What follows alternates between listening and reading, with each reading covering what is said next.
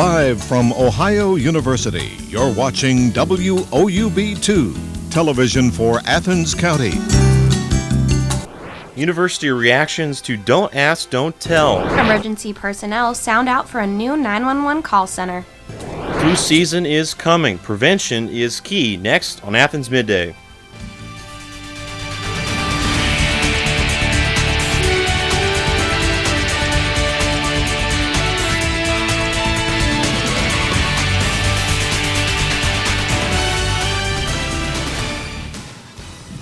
The search is on for 3 suspects of a home invasion and kidnapping incident. Good afternoon, I'm Rob Schreier. And I'm Ali Mazada.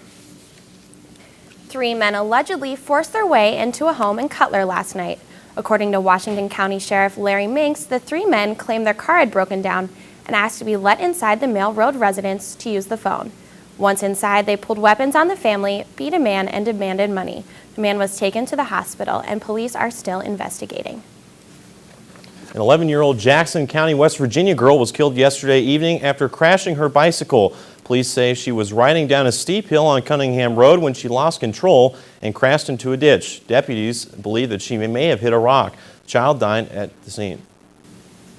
There is no apparent connection between 2 cases in which employees at a local nursing home have been charged with stealing money from elderly patients.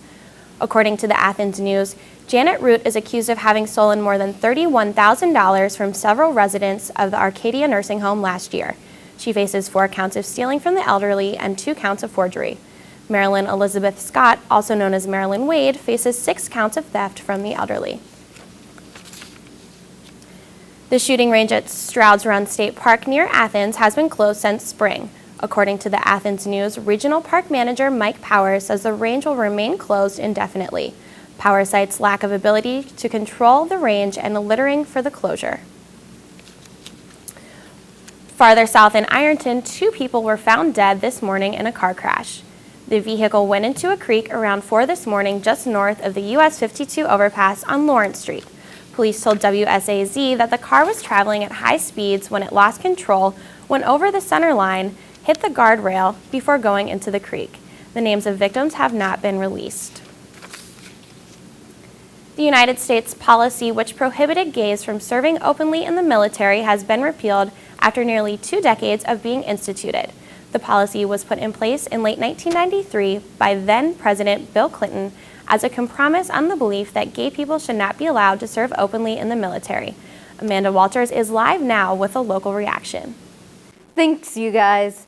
And the policy on openly gay people in the military has been repealed. Don't ask, don't tell. Our ROTC officers couldn't talk to us, but John Hanson did say that while it had been repealed, the military doesn't have a full plan in effect to replace it. Those state's former policy, which prohibited gays from serving openly in the military, has been repealed after nearly 2 decades of being instituted. The policy was put in place in late 1999 by then-President Bill Clinton as a compromise on his belief that gay people should be allowed to serve openly in the military. But he wanted to put at least bad policy in place so that it wouldn't last that long. Nearly 2 decades is a very long time to have a bad policy in place, as far as I'm concerned. The policy banned openly gay service members from serving. If their sexual preference was revealed, these soldiers would be given a dishonorable discharge. After repeal, many of these discharges could be changed to honorable. I've known students who were LGBT and in ROTC. I've known students who were interested but didn't get involved. I've also known LGBT students who would not do anything related to ROTC. According to a report by Servicemen United, between 1994 and 2009, 14,055 servicemen were discharged because of Don't Ask, Don't Tell. All these men will now be re-eligible to re-enlist. We've lost a lot of service members who wanted to serve their country and could have done an amazing job. Despite this policy change, Mickey Hart, director of the Ohio University LGBT Center, doesn't think that it will have a huge change in the ROTC community. He does, however, think it is a big step for gay rights. And if you want to learn more about things that needed to be in the policy, go to www.woub.org. Back to you guys. Amanda,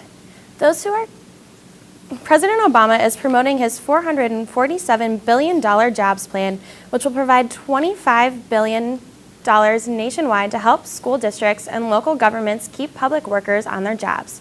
Athens Midday Chu Yang tells us more about how the public officials feel about the new bill. Current downturn in the economy and budget cuts have made a great impact on Athens County, a public university-based community. More people lose their jobs and live in poverty this year than before. There were a lot of layoffs from state jobs and county jobs around the county, or around the state, in the last year. And we laid off 20 employees here. It's hard for us to keep up with our services now.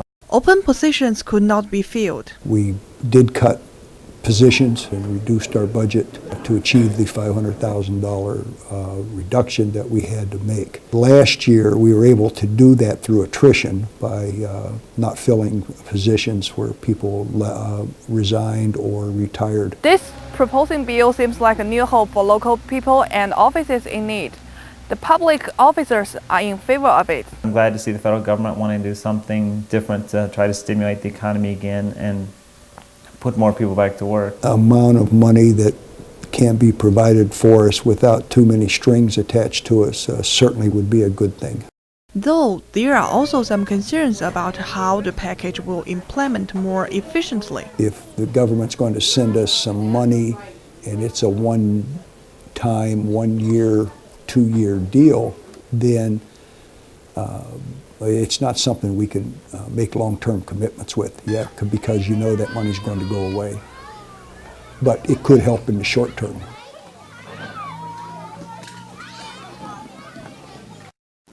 Obama's jobs plan might help local people and offices that are struggling with their survival, but we have to wait to see more details coming out. An advisory committee for Athens County is asking for a new 911 center. Firefighters and sheriff's deputies say they have had problems communicating with the 911 dispatchers. Problems they've had include difficulty hearing dispatchers because of background noise and dispatchers doing too much of the sheriff's department's administrative duties. According to the committee, these problems could be alleviated by a new call center. 911 Director Scott Warner says he agrees with the committee. It'll help. The noise problem that we've had down here, I think it'll help lower that noise in here because we're in such a small area. We'd really like to be in a bigger place. The issue will be taken up by the committee or the county commissioners meeting at tomorrow's meeting. Pharmacy services provider Omnicare Incorporated is moving its headquarters across the Ohio border. The company is moving from northern Kentucky to downtown Cincinnati with the help of $6 million in tax breaks. Omnicare dispenses drugs to nursing homes and long-term care facilities. The relocation will involve nearly 500 workers and be completed by June 2012. Governor John Kasich joined Mayor Mark Mallory in Cincinnati for Monday's announcement. As we approach colder temperatures with the onset of fall, flu season is just around the corner. By preparing for it, by getting a flu shot this year. We'll go live to the newsroom with Blake Brody, who has more. Thanks, Rob. Who likes getting the flu? Nobody. It's miserable and in some cases deadly. The importance of getting the flu shot just to avoid the bug and for overall health is vital. The Hudson Health Center around campus issues them out to students, but for local residents, there's a few options in order to have the procedure done. Weather turns more brisk, and you know what that means. It's flu season, a sickness so dangerous it can result in death. Obviously, like I said, can possibly cause death, especially in the very old and very young. Patients that are chronically ill with diabetes, COPD, asthma, things like that, they just have a hard time coping with that sickness and the symptoms that come along with it. Symptoms include fever, severe aches and pains in the joints and muscles, headache, overall weakness, and dry cough. To steer clear of the flu, it's vital to stay up to date on your flu shots. It's the importance of getting the flu shot every year. It changes every year. Prevent those lost work days, death. It just can't be expressed enough. Right. At most hospitals, like O'Bleness in Athens, you must be a patient in order to be treated with a flu shot. But places like CVS and Kroger administer them to the public. Absolutely. Again, we're very excited to prevent those lost work days, those lost wages, and prevent sickness from spreading to those very old and very young. Anything we can do to help our population. Clearly, the value of getting the flu shot is not lost on the public. Kroger pharmacies throughout Greater Columbus, much like the one here in Athens, combines to administer over 100,000 flu shots per season. Have gotten a flu shot every year for the last 25 years, and it works for me. I prefer not to have the flu, and if this can stop it, I'm for it. Reporting for Athens Midday, I'm Blake Brody.